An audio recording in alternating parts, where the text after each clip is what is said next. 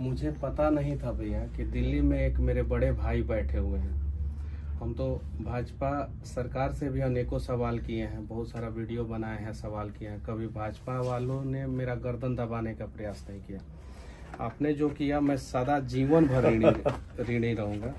एक मिठाई मैं अपने हाथ से आपको खिलाना चाहता हूँ। आप इतना तकलीफ झेल के आए हैं,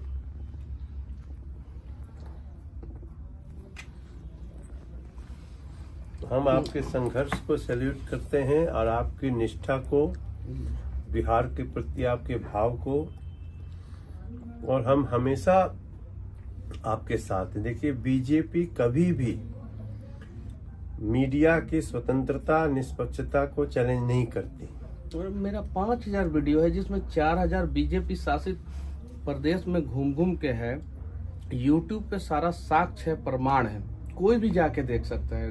यूपी में, लेकिन आपकी बातों में दम है, आपकी दलील में दम है, उससे हमको सीखने की आवश्यकता है।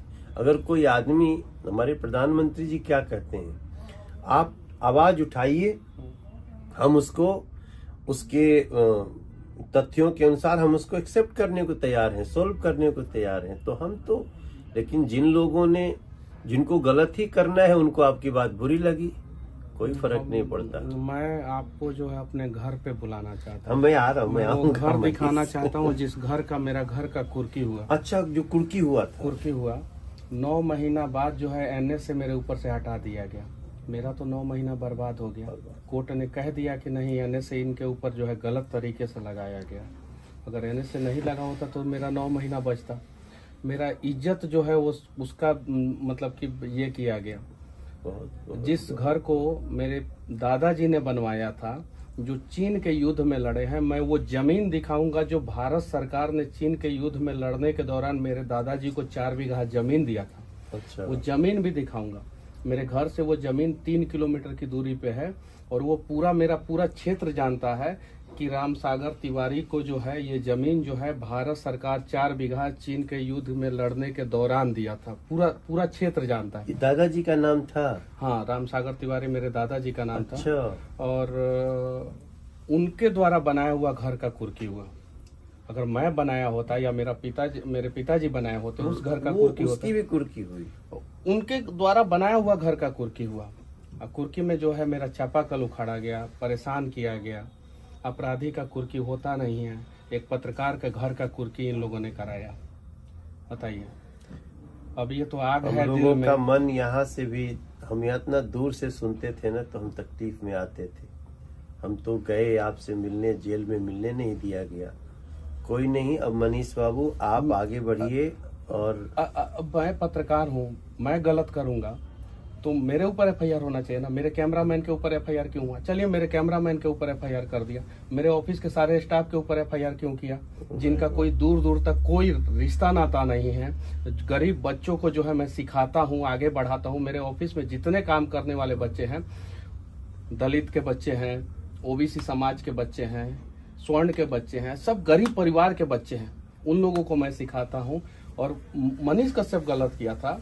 अगर मान लीजिए कि किसी भी चैनल का कोई रिपोर्टर से किसी कारणवश गलती हो जाता, अगर मैं अपनी गलती को मानता भी हूँ सरकार के नजर के हिसाब से, तो क्या सारा कंपनी के स्टाफ के ऊपर एफआईआर कर दिया जाएगा?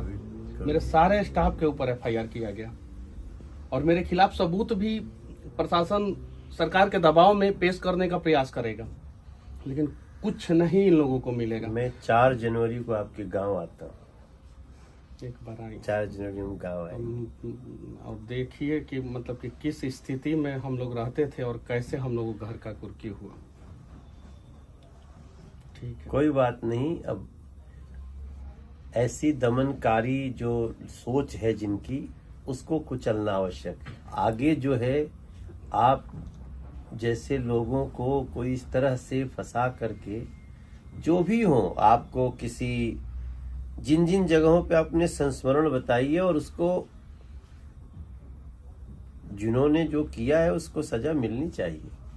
ये लोकतंत्र है भैया। दमन करने वालों को सजा नहीं मिलेगी तो हम जवाब क्या देंगे किसी को?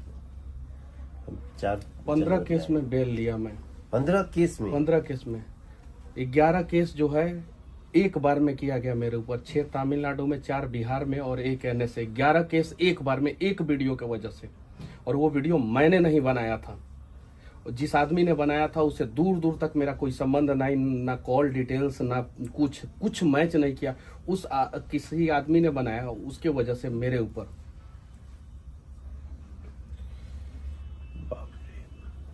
नहीं, हम लोग तो मैं तो थोड़ा सा जब घटनाएं घटती तो मैं सोशल मीडिया भी खंगालता था।